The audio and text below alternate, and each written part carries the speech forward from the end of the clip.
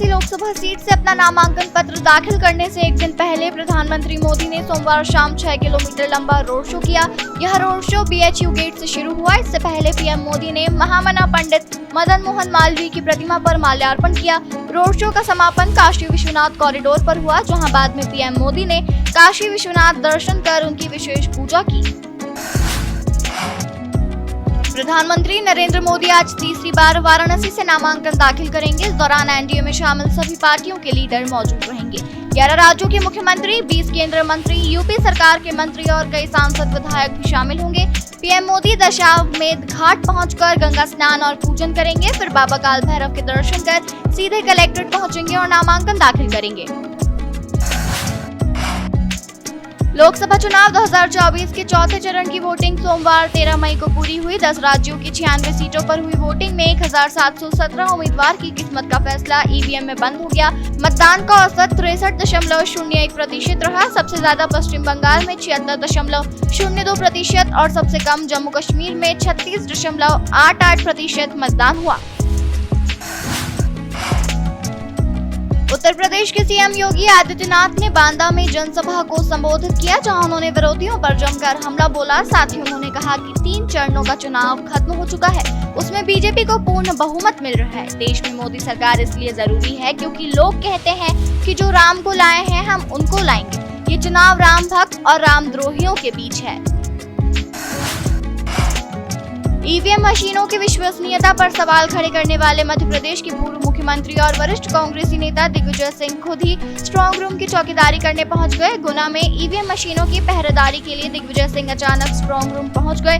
पहरेदार बने दिग्विजय सिंह ने एक स्ट्रांग रूम को खुद जांच कर देखा। दिग्विजय सिंह के साथ उनकी पत्नी अमृता राय और गुना लोकसभा सीट से प्रत्याशी यादवेंद्र सिंह भी मौजूद थे।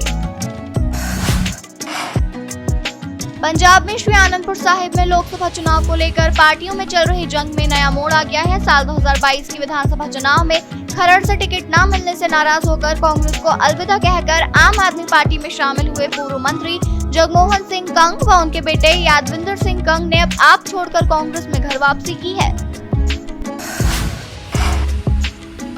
हिमाचल प्रदेश में नामांकन के आखिरी दिन आज मंडी लोकसभा सीट से भाजपा प्रत्याशी एवं फिल्म अदाकारा कंगना रनौत अपना नॉमिनेशन फाइल करेंगी। कंगना के नामांकन के बाद भाजपा मंडी के पड्डल मैदान में शक्ति प्रदर्शन करेगी। इसके लिए मंडी संसदीय क्षेत्र की 17 विधानसभा क्षेत्रों से लोगों की भीड़ जुटाई जा रही है। लोकसभा चुनाव के चौथे चरण में मध्य प्रदेश की 8 सीटों पर वोटिंग के साथ ही अब प्रदेश की सभी 29 लोकसभा सीटों पर चुनाव संपन्न हो गए।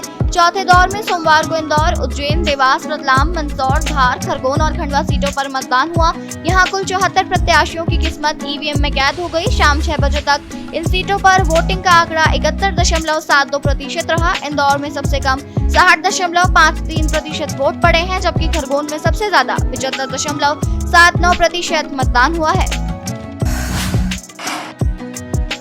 पूर्व मुख्यमंत्री शिवराज सिंह चौहान ने एक बार फिर कहा कि मध्य प्रदेश में लाडली बहना योजना की राशि बढ़ाकर 3000 रुपए तक ले जाएंगे। यह बात उन्होंने पश्चिम बंगाल के मेदिनीपुर में चुनावी जनसभा को संबोधित करते हुए कही। पूर्व सीएम शिवराज सिंह चौहान ने कहा कि मैं मध्य प्रदेश का 4 बार मुख्यमंत्री रहा।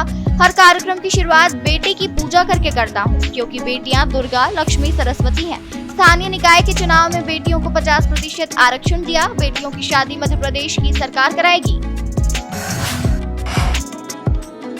मध्य प्रदेश में लोकसभा निर्वाचन के संदर्भ में मुख्यमंत्री डॉक्टर मोहन यादव निरंतर सक्रिय है। मुख्यमंत्री डॉक्टर यादव प्रदेश में 4 चरण में मतदान पूर्ण होने के बाद अब अन्य राज्यों में संगठन के प्रचार के लिए जाएंगे, जिसमें 14 मई यानी आज वो भोपाल से खजुराहो होते हुए उत्तर प्रदेश के महोबा जाएंगे और वहां हमीरपुर संसदीय क्षेत्र के अंतर्गत स्थानीय कार्यक्रमों में भाग लेंगे और जनसभा को संबोधित करेंगे। वहीं शाम को वे नई दिल्ली पहुंचेंगे, जहां पर वो रोड शो और स्थानीय कार्यक्रम में हिस्सा लेंगे।